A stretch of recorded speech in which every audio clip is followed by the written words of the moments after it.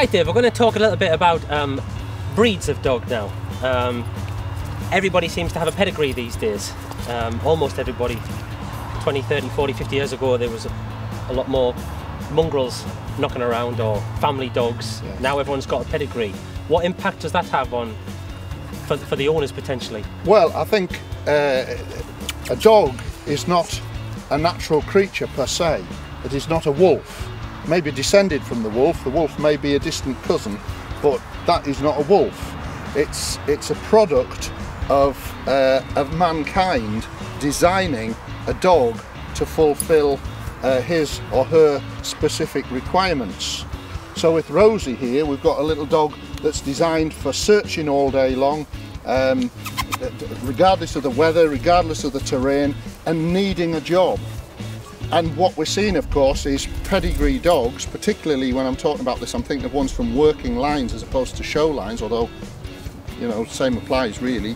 And they're going into domestic settings where people are just not giving them sufficient stimulation for their needs. So therefore behaviour problems come as a result of that.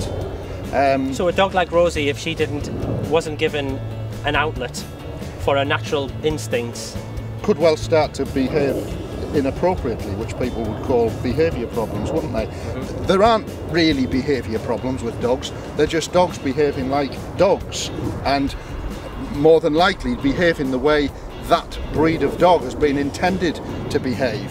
A Doberman, for example, was bred by Louis Doberman for guarding and protecting and being the perfect man protector. So you shouldn't be surprised when your year-old entire male Doberman starts preventing people coming into your house. It's a trait of the dog. And it doesn't mean that we can't have a Doberman and have it in that setting in a perfectly acceptable way. It just means we need to give it an outlet for its behaviour.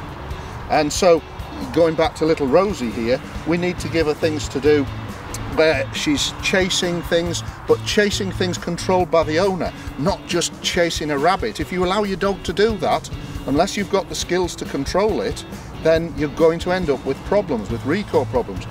In my opinion, the owner or the human, the handler, whatever title you want to put on them, needs to be the one that creates these games for the dog and controls these games.